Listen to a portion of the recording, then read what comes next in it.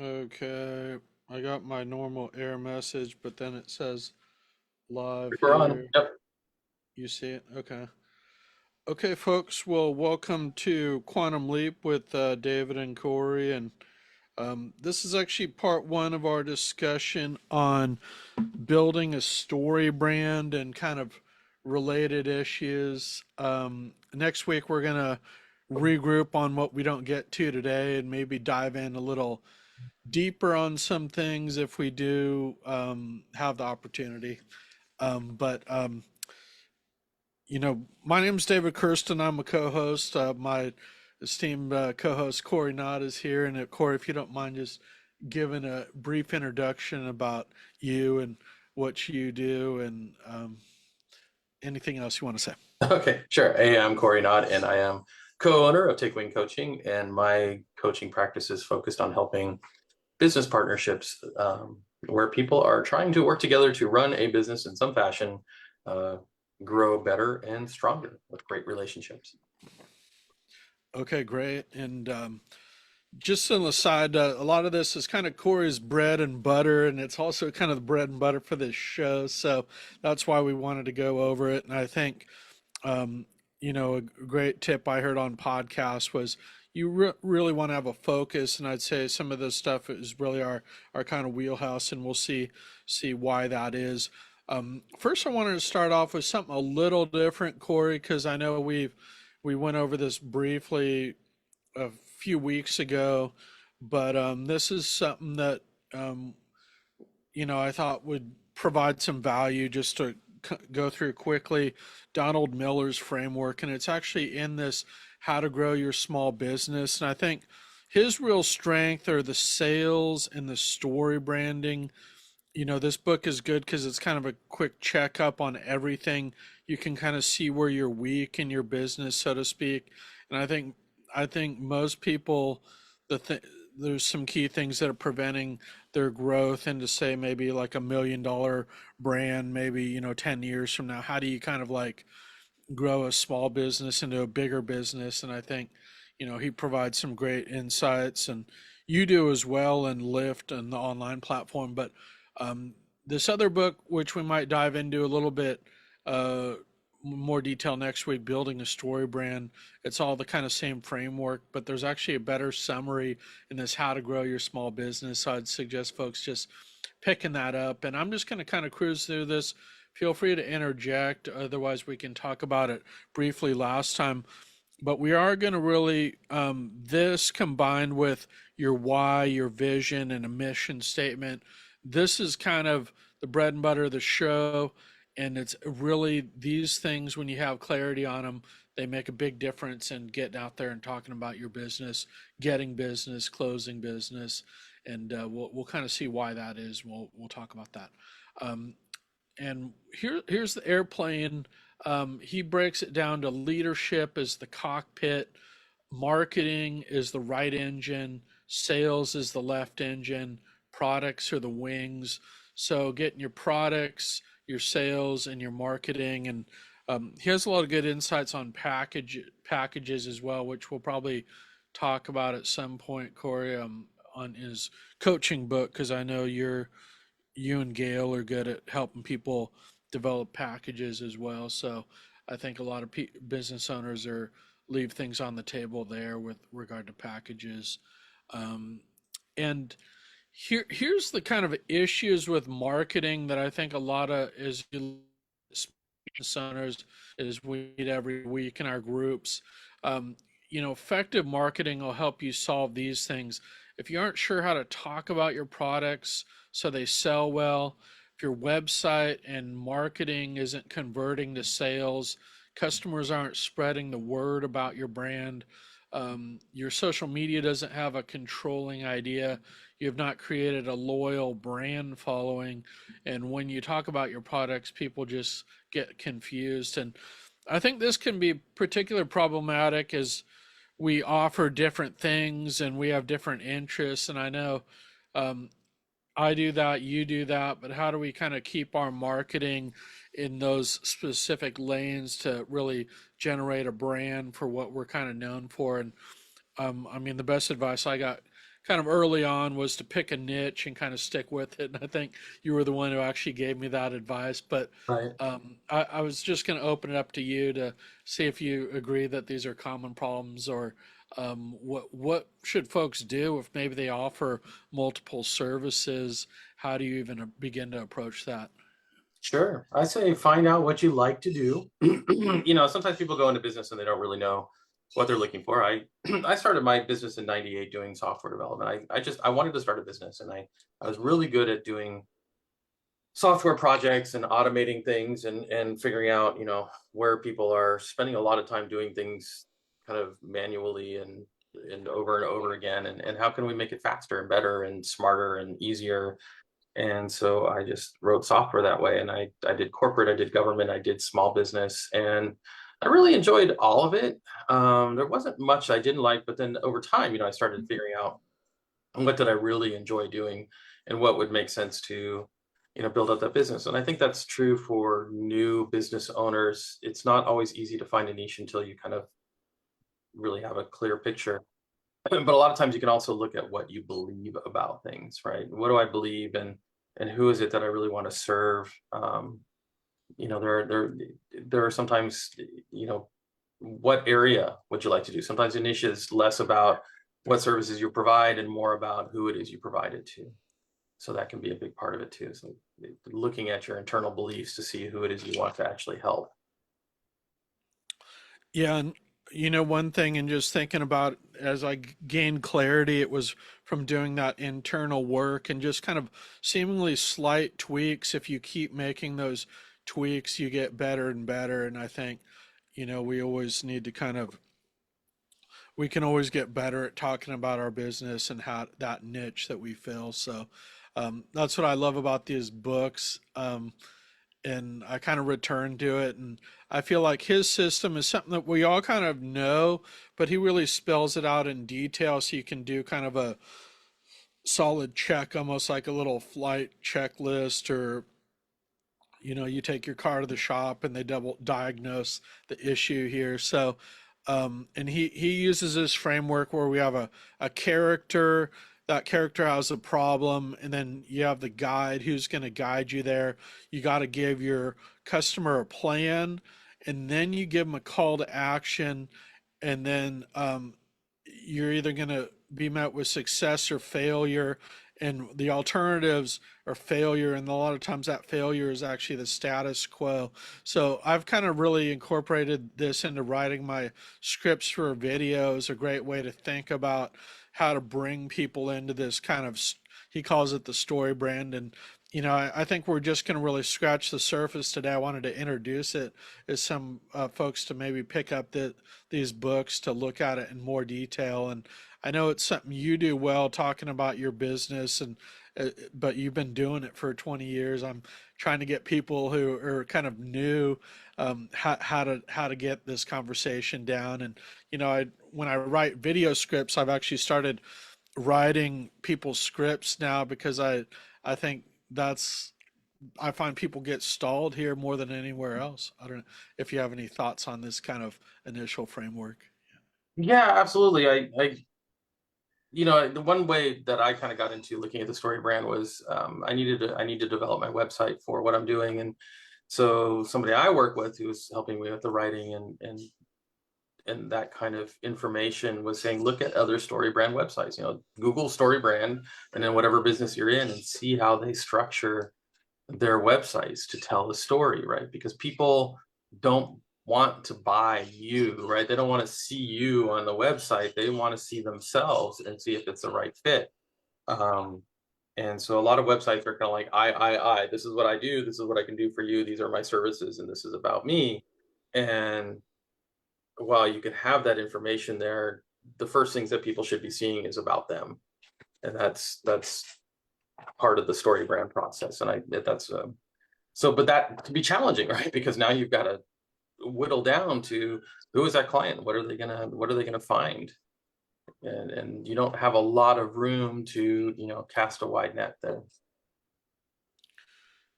Yeah, and here's a little bit similar to the work you do in Lyft, your program where you kind of write out what this character is, what are the problems they have. He breaks it down to problems, an external problem, an internal problem, and a philosophical problem. So you're kind of digging deeper, and I know you have folks really, kind of get to the bottom of some of these issues, and that's just hugely invaluable to, you know, and starting to build this framework. Um, so there's a little bit more. The left engine, it really go marketing and sales go just so hand in hand. They're almost, it's he has it two engines on the same plane, which we know are really the pretty much the same thing. You're not gonna, although you can, fly with one engine. It doesn't last too long if you don't get them both going here. So and he calls it $1 million sales pitch. And I think the people who really have their businesses dialed in so you can kind of enroll customers and continue to get new business, they have this sales pitch that is really well done. And I know um, we can all do some work on it and solve these problems. Here are the problems that he says. And if you have any of these, check out this chapter in the book, which is actually in color. These are the only chapters that are in colors. You'll see why. You hate to sell, but you know you need to in order to grow your business. You don't feel confident when you ask for the money.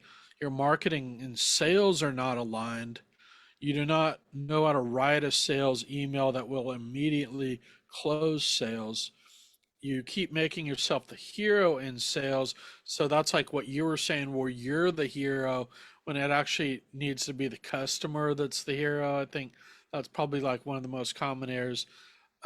So those conversations aren't working if you're kind of talking about yourself versus how that person fits in and how you're going to help them. Potential customers do not immediately trust you. Your proposals get ignored. You're having trouble teaching your team members how to sell.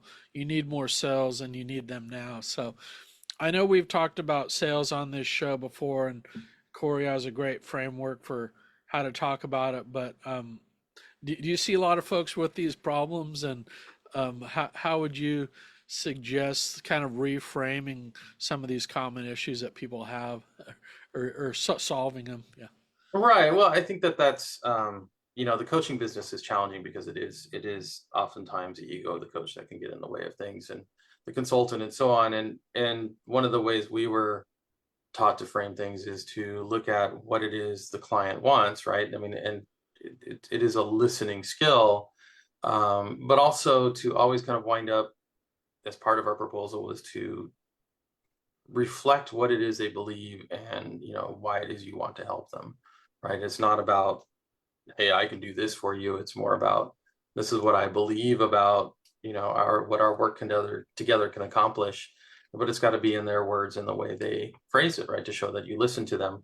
And that's, again, kind of makes sense within that story brand. Put them in the story of the work you're going to do with them. I'm not really great on the sales pitch, as it were. I'm not sure where that word doesn't kind of ring with me, but I'm sure in the book that it's further explained. In a lot of cases we work with like proposal processes, and I did the Sandler's technique for sales as well, which is more about getting there often at every stage, making sure that you hear all their pain points, and then saying, hey, if we can work together to solve this, is this going to be a good, something you would say yes to? So that, I guess, is a pitch, but it feels more like a relationship.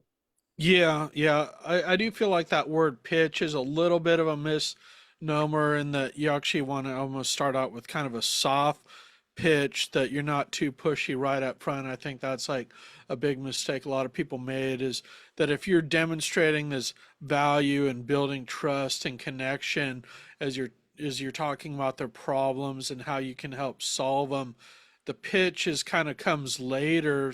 I mean, maybe what you would call the pitch, and then you've already done that work to where it's kind of comes naturally instead of like a arm twisting pitch that Right. everybody really cringes at, if you're like, without doing that work. So I Right. think that's what I kind of like about his system is all the setup, all the setup as we'll see. And I'll just go through it kind of quick because I do want to. Well, I would just want to add one other thing that we talk a lot about referral marketing because that's where where we're at, and is recognizing that in the referral process, a lot of times the pitch has already been made for you.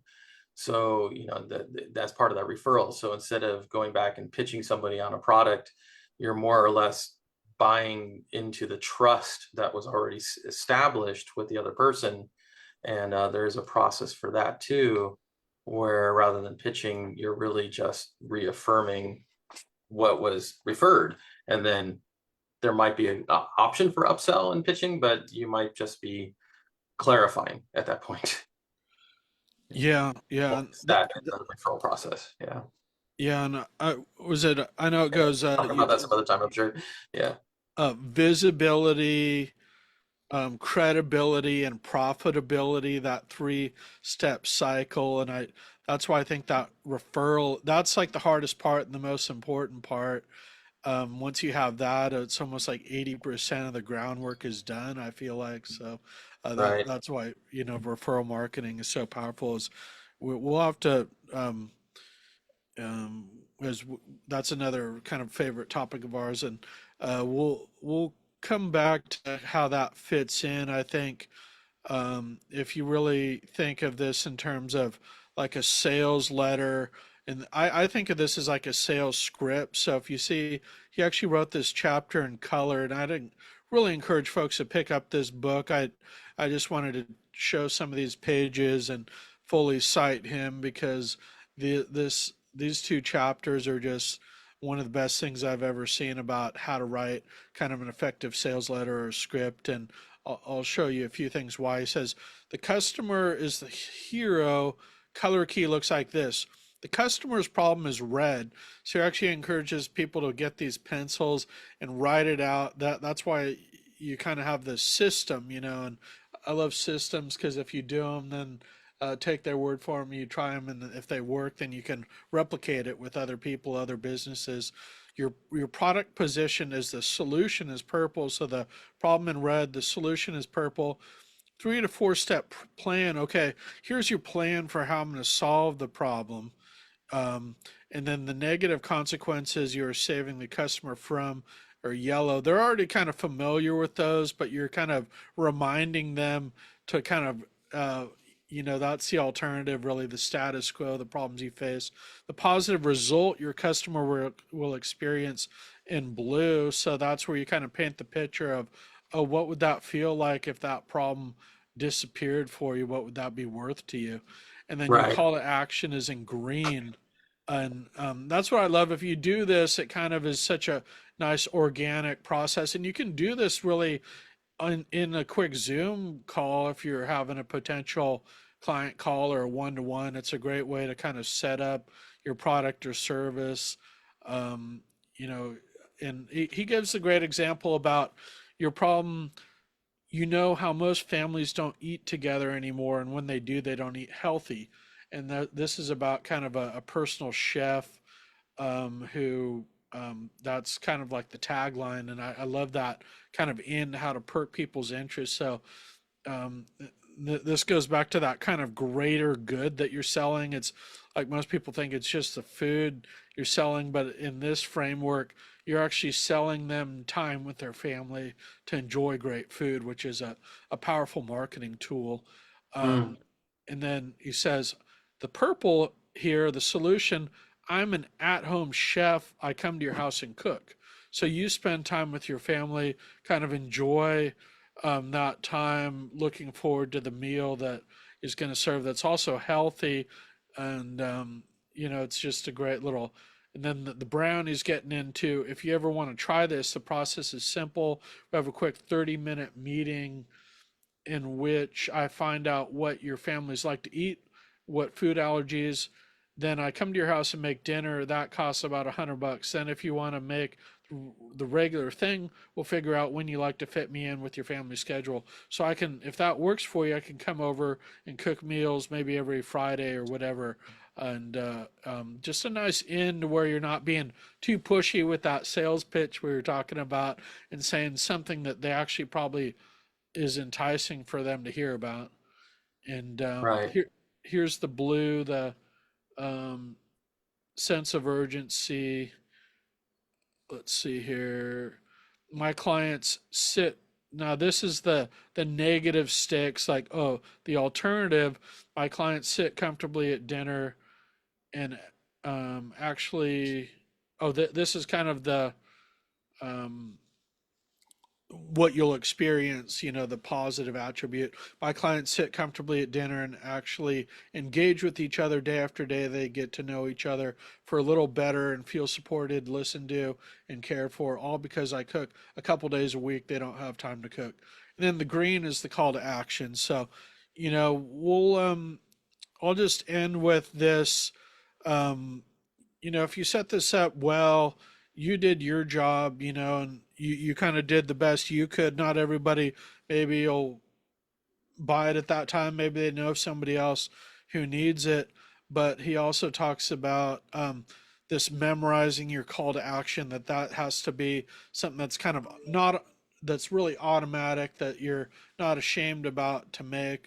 But I think that kind of groundwork's so important to set it up. And with the last 5 minutes we have left, before we get to our 11 a.m. guests, just wanted to briefly talk about these other key things, which we can maybe go into a little bit more detail next time, or do some follow up about. I found the most important things for us talking about our business are the why and our vision for the business, and then also kind of the mission statement, which I think is so great in this example. Could you just give us a little recap of those and why those can help us in talking about our business? And I think we'll kind of regroup next time on some uh, drilling down a little deeper and some things we didn't get to in StoryBrand. Yeah. Well, sure. It's understanding your purpose and your why, and I always look at it as finding out what it is that really just connects you emotionally to your business. I mean, that's what we called it an incentive, the emotionally charged connection, which is our trademark. But I mean, and I think very kind of original idea of, it's not the why in terms of so much your purpose and your vision, but the why is what connects you to solving problems for people, that um, raises you up energetically, right? And that's what, I mean, that's what we're all in business to do, is to solve problems. And some work will do that and some will not for each person. And if you're just chasing money, there's plenty of ways to do that, but ultimately most of us don't want to do that all the time.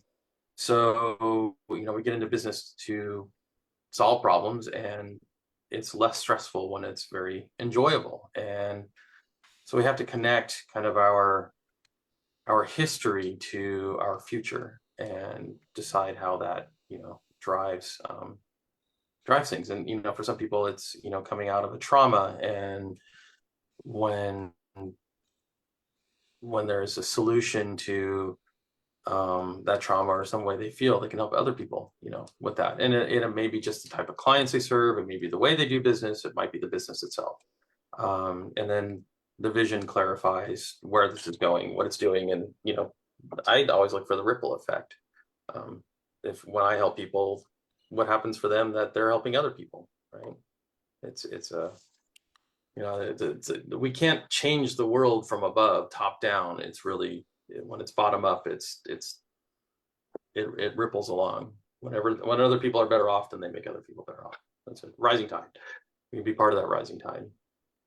Yeah, and I think you really see it in certain examples too. And I think, for example, me before I joined BNI in my business with video as kind of a side business, I didn't have that connection between kind of like the bigger why, which is now that I want to help small businesses, build a bigger business. Maybe you get to $1 million business, or maybe it's $1 million business that wants to go to like 2 million or whatever.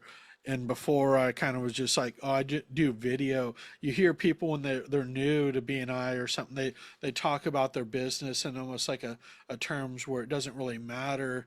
And that's because maybe they feel like that, or maybe they're burned out or frustrated. But to reconnect with that emotionally charged connection, as you're talking about, is really recharges your business, I think. And it is a ripple effect. Other people, as you talk to other business owners who have that figured out, it is kind of a real synergy, for your business, for example, helping people, with their purpose, find that purpose in their partnership, but also work together. So I don't know if you have an anecdote, you have a number of them about your vision, but if there's anything you want to share about how you remember that difference it made in your life. Yeah.